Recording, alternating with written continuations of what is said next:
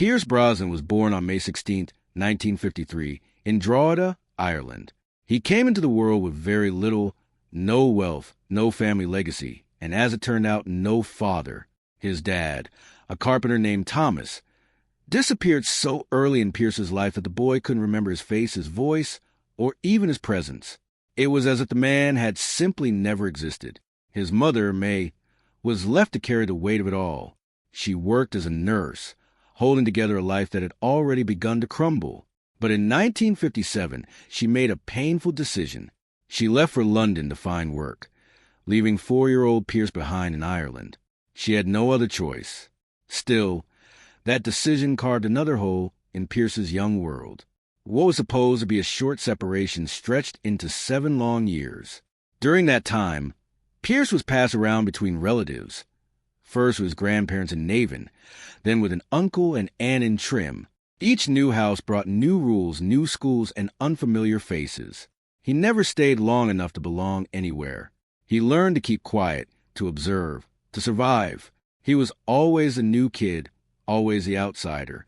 Teachers noticed something in him. He was bright, but withdrawn, always looking out the window, never quite present. The classroom couldn't hold whatever was going on inside his head. Then, in 1964, everything shifted. At age 11, he moved to Streatham, Scotland. His mother had remarried. Her new husband, William Carmichael, was a factory worker, kind and patient. But for a boy who had grown up without consistency, this new home brought mixed emotions. Pierce was happy to see his mother again, but angry too. She had someone else now, a man who wasn't his father. Still, William tried.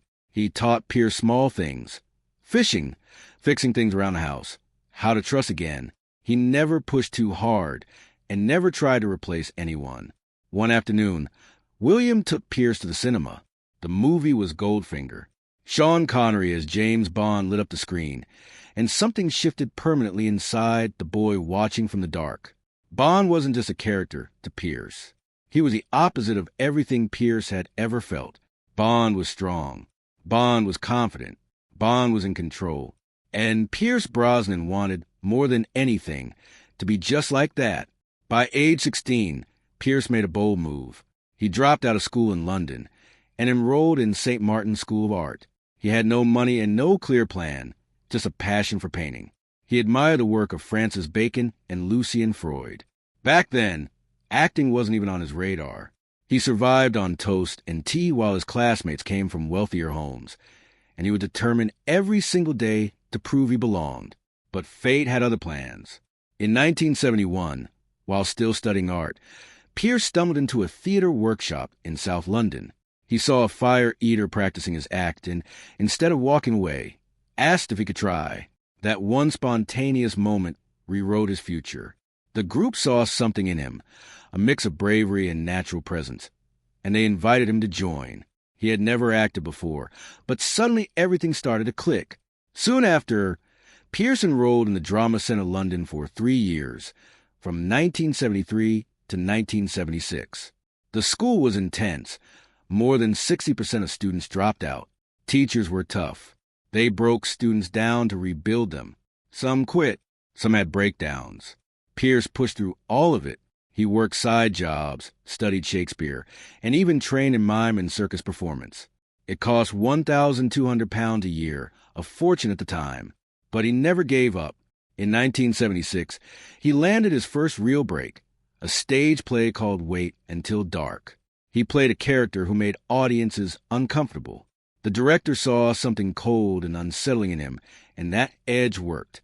A year later, he tackled a difficult Tennessee Williams play, The Red Devil Battery Sign, which had flopped in America. Pierce brought it to life in London, and critics took notice. He moved to film next. In 1980, he had a blink-and-you'll-miss-it role in The Mirror Cracked alongside Elizabeth Taylor. He was on screen for less than 30 seconds and earned just £50, but it was a start. That same year, he appeared in The Long Good Friday with Helen Mirren and Bob Hoskins. The movie was an immediate hit, but over time became a cult classic, and there was Pierce, quietly building his path. In 1982, Pierce Brosnan was barely known outside the UK. Then something unexpected happened. He auditioned for a small role on a new American TV show called Remington Steele. Not as a lead, but as a murder victim. One scene and done. But NBC's casting director saw something different. Charm, screen presence, something magnetic. They called him back not for a minor part, but for the lead role. The original plan had been for a seasoned American con man in his 50s. Brosnan was 29, young, Irish, and completely unknown in the United States. Over 200 actors auditioned, many of them well-known Americans. Brosnan got the role. His Irish accent almost cost him part. Executives feared American viewers wouldn't accept a foreign lead, but once he stepped into it, he was Remington Steele. Cool, smooth, mysterious. Audiences love him for it. The show premiered on October 1st, 1982, and was an immediate hit. It became NBC's second highest-rated new series. In its first year, 15.6 million people tuned in each week. The show was canceled after its fourth season in 1986. Fans revolted. The studio changed its mind, and it came back for one final run. The last episode drew nearly 26 million viewers, the kind of send-off most shows only dream of. It was during the Remington Steele years that critics first began whispering the name James Bond in the same breath as Pierce Brosnan. In January 1983, Entertainment Weekly called him the most Bond-like actor since Sean Connery. Producer Albert "Cubby" Broccoli came calling. Even Ian Fleming's widow and Fleming publicly stated that Brosnan looked and acted exactly like what her husband had imagined for character. But it wasn't that simple. In 1986, when Bond came calling seriously, Remington Steele had been canceled, only for the network to reverse course the moment rumors spread that Brosnan might become 007. NBC saw a ratings opportunity. They ordered a short fifth season. Brosnan was still under contract. He couldn't film Bond.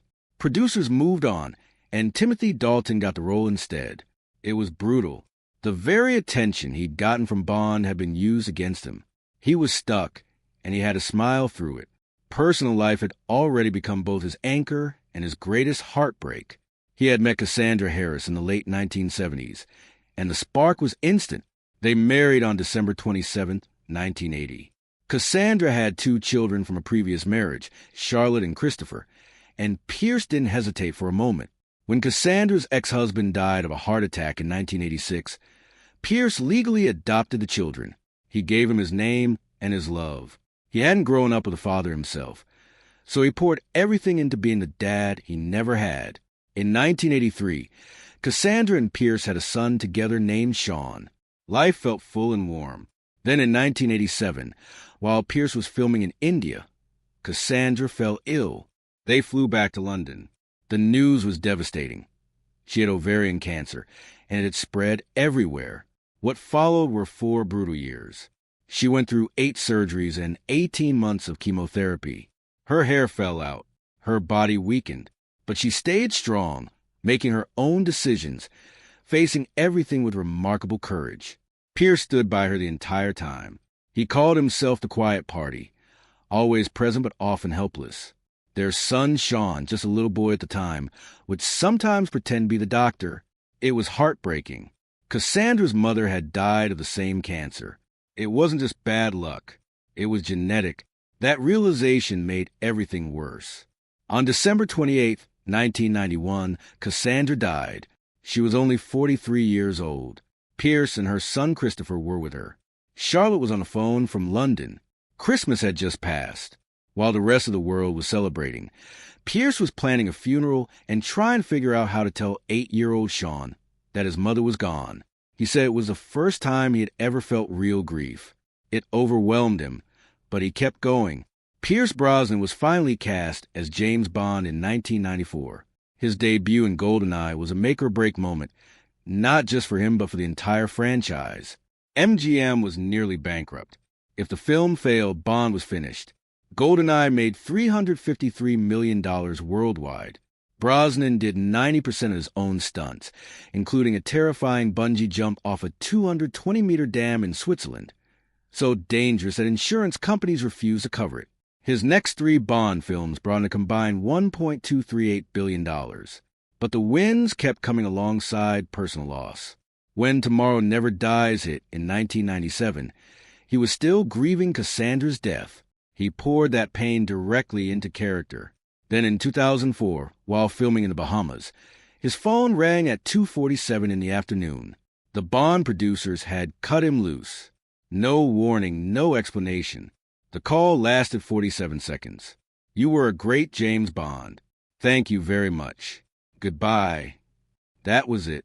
Die Another Day had made $431.9 million, the most ever for a Bond film at the time, and still they let him go. Within 3 days, 3 movie deals disappeared. Studios backed out. His asking price dropped from $12 million to $3 million, but something else had begun. Back in April 1994, just months before he officially became Bond, he'd met Keely Shea Smith at a beach party in Cabo San Lucas. She was a journalist. They talked until 2 in the morning. He flew her to meet his kids within 3 weeks. She moved in 6 months later. In 2001, they married in Ireland in a ceremony held at Ballintubber Abbey, a church that had been running for almost 800 years.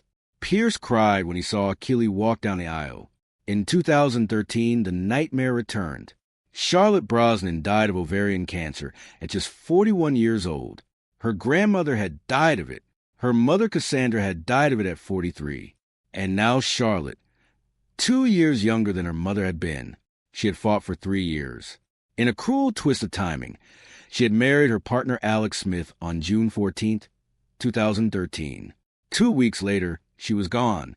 Pierce stood on stage at a cancer fundraiser in 2014 and spoke about holding the hand of his first wife as she died, and then holding his daughter's hand as the same disease took her life 22 years later. Through all of it, the abandonment, the grief, the firings, the loss, Pierce Brosnan kept standing. He became a UNICEF ambassador in 2001, an advocate for cancer awareness, a voice against nuclear testing. At 71, he was cast as Dr. Fate in Black Adam. Still working, still present. He is, above all else, a fighter who turned pain into purpose.